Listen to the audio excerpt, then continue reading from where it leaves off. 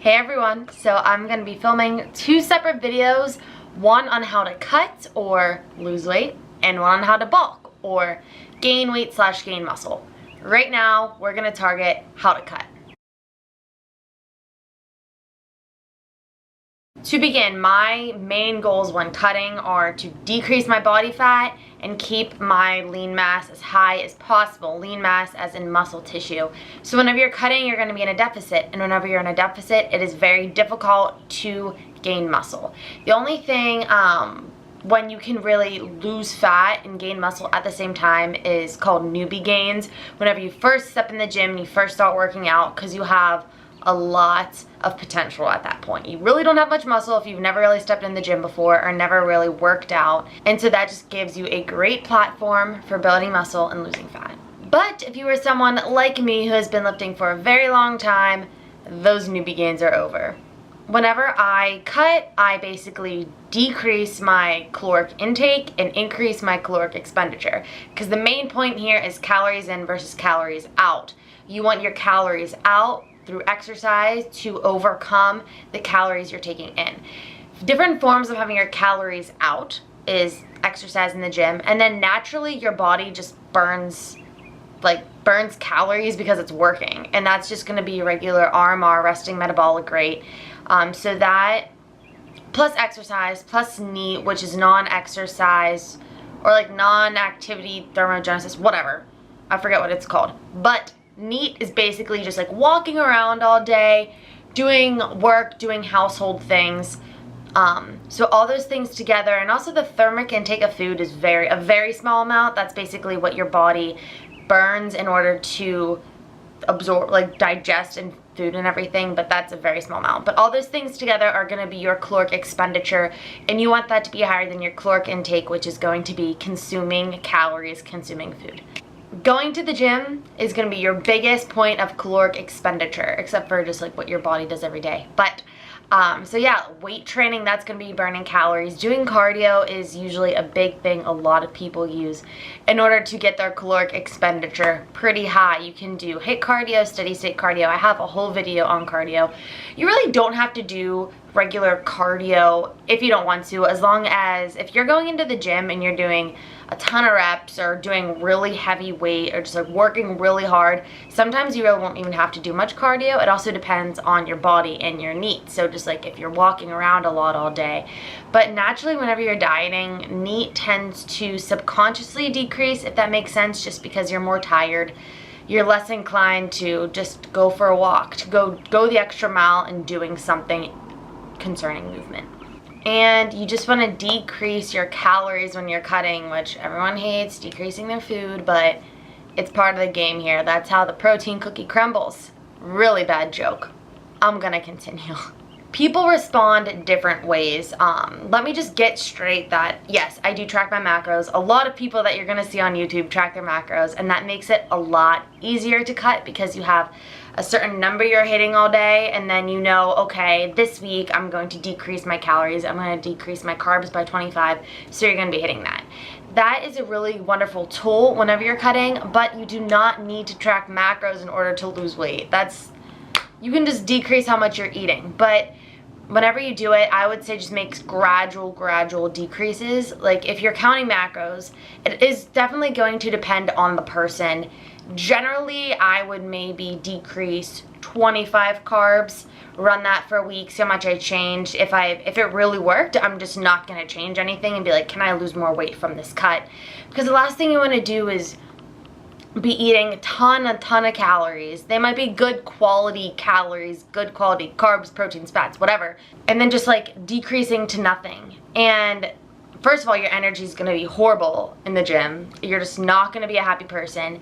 And it doesn't really make sense because then, yeah, you're going to lose weight, but then you're going to plateau even faster. So it's good to just have gradual decreases in your calories. If you're not tracking macros, just kind of decrease your food consumption. So if you are used to having, let's say, a cup of rice, you might not measure it, but let's say you just like have a spoonful of rice, or no, like a big spoonful, because you don't just have a spoonful, that's like a bite, whatever. Or let's say that you have like a serving of something, just kind of decrease that serving And then if you come to the end of the week, I like measuring things in weeks, or whenever I'm competing in things, I'll do like every 2 weeks I'll have check-ins with my coach, and then towards the end it'll be even more.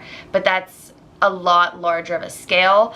Just to let you know, if you're just lifestyle cutting for summer, just cutting for a vacation or whatever, just for yourself, don't always do what bikini competitors and bodybuilders are doing on YouTube, because you have to understand that they are getting to a leanness that is not healthy, and they will all admit that. So they need to do very drastic things in order to get there. And for just lifestyle cutting, you don't need to be doing that. And a lot of the times, if you feel like your energy is really decreasing, ask yourself, is that just mental? One of my friends, I was helping her cut, and I think we decreased her carbs maybe by like 15 or 20. She was still eating over 200 carbs, which is not bad at all. And she was like, and it was her first week, and she was like, I'm just feeling like I don't have much energy. And I was like, that's just in your head. Like that, at that point, it's just in your head. So a lot of cutting is just a mental game, and just being able to be like, no, like I actually have energy. And like I said, with my friend, she was cutting from her carbs. The thing is that you have essential proteins, you have essential fats, but you don't have essential carbs. That is not to say that carbs are not important. They give you energy. Your brain is powered by glucose. So if you're a college student, you really shouldn't be going low carb, because you need your brain to function. So a lot of people tend to cut carbs, and they'll also cut fats. Protein tends to stay higher just because it's a good volume filler, and there's unless you're eating a very excessive amount of protein, there's a very little chance that it's actually going to be turning into fat. So basically, just like if you are eating more, if you are in a caloric surplus, that's whenever the excess is usually going to turn into fat. Whenever you're cutting, it doesn't really matter. So people tend to keep their proteins higher just because it helps fill you up, and it's good for your muscles. And also, I suggest eating a lot of nutrient-dense foods whenever you're cutting. So nutrient-dense foods are going to be foods with a lot of micronutrients, so things like vegetables, fruits, potatoes, rice, broccoli. Broccoli's a vegetable, I already said that. Things like that that have a lot of volume and not a lot of calories for the amount you can get from them, or even higher volume foods. Like if you have oatmeal, that has a decent bit of calories, but it's very filling. But also people like me, I'll put cauliflower in my oatmeal, like mashed cauliflower. I know that sounds disgusting, but it's actually very good. You don't even taste it, especially whenever you add protein powder. And people also add things like zucchini into their oatmeal. So it's good to have high volume, high nutrient dense foods whenever you're cutting, as opposed to something that, a donut, which is very energy dense, which means it has a lot of calories for the amount you're getting.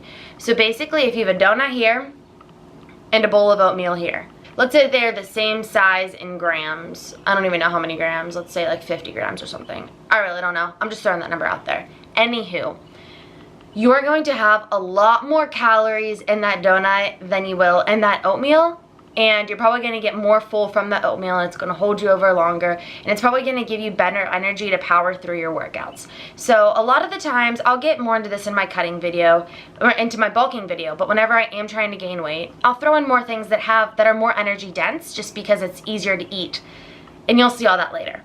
But anyway, general rule of thumb, whenever you're cutting, whenever you're trying to lose weight, it is better to eat nutrient-dense, high-volume foods, because it'll keep you fuller for longer.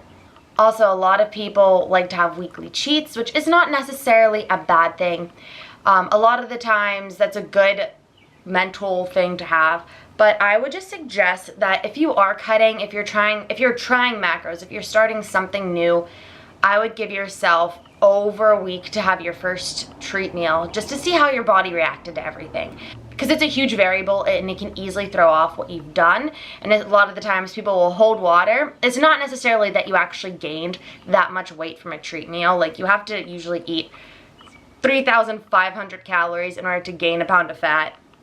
But whenever you would step on the scale the next day, which I don't think anyone should step on the scale the day after a treat meal. I mean, if you want to, you can. Personally, mentally, I won't. Just because you're going to be holding carbs, you're going to be holding water most of the time, unless you're super lean. Sometimes you'll see a decrease in weight. But I would just suggest to wait over a week, 2 weeks or something, before you have your first treat meal, just to see how your body reacted to the diet. Also, onto the topic of stress and recovery. first of all, a lot of competitors are very stressed about their diet because they're about to step on stage. If you're not stepping on stage, it's not something you should really stress about. If you have a family event coming up or a wedding or something, I'm not saying you have to go to that wedding and binge. I'm not saying if you have a planned treat meal for your friend's birthday, you have to go and binge. You can have a piece of cake. It's not going to kill you. It might do your body good. I don't know. Depends what stage you're in. But regardless, you need to live your life and you should not overly stress about this kind of stuff. And recovery and sleep are so important. So I foam roll a lot. I love getting massages. I always foam roll after my workouts. I sometimes foam roll during them. But stretching and just taking care of your body and giving your body good nutrient-dense foods and things like that, and just getting adequate sleep is so important. Because a lot of the times, if you're stressed and you're not getting good sleep, your body's going to hold water or even just like hold onto fat and everything that you want to get rid of. And lastly, I'm going to slowly talk about fat burners because they're not a topic I'm too crazy about. But you're going to see a lot of supplements out there that say like fat burning supplements, and a lot of them I'm very skeptical of. The only true fat burners I actually think are fat burners are clenbuterol, ephedrine, or any of those illegal fat burners that are not really allowed in the United States and a lot of people do use. Some aren't illegal, but they're like something I would never go on because I've heard about people like horror stories. A woman's hair was falling out after she took Clen, and you can have a huge rebound from it because your body's used to being this fat burning machine. It's taking these substances, but once you stop using them, you're gonna gain some weight. Those are really the only fat burners that I actually think are real fat burners, but I still will not suggest to take them. But supplement fat burners, a lot of the times they're just thermogenics, which mean that they heat your body up, and they can be really good pre-workouts. I'm not a huge fan of pre-workouts, but some people love whenever they really warm you up, or even when I was on prep, towards the very end you get cold a lot, so it's kind of nice to have a thermogenic and it heats you up and it just makes you feel a little better. So I don't say don't take thermogenic fat burning supplements that you can find from like bodybuilding.com. PE Science has alphamine, things like that. Or Super HD, I think, is Cellucors. Those are not necessarily bad things. Just don't think that they're going to be this magic fat burning pill. There is no diet pill out, and if there ever is one, I still would not suggest to take it because that's just a different story. But anywho, the only real fat burners are the ones you still shouldn't take, and the ones that are on the market that a lot of supplement companies have are not magic. So keep that in mind because I don't want people spending money on supplements that they don't need. A lot of those fat burners, thermogenics, whatever, do make for good pre-workouts and you might like it. Just don't expect them to be some type of magic. So guys, I hope you enjoyed my video on cutting, and I'm going to be making one on bulking, on gaining weight, on gaining muscle shortly. But if you guys like this video or have any more suggestions, please let me know in the comments below. Hit the thumbs up if you enjoyed watching this video today, and if you have any opinions or anything on this information, just comment below. I'd love to talk to you guys, and I want to hear your opinions, honestly. If you think I'm wrong, call me out. Don't be mean, but call me out. So I'm going to go enjoy my Saturday. I hope you guys do too, even though you're not going to be seeing this for a day or two probably. So whatever, but I will see you guys in the next one. Bye.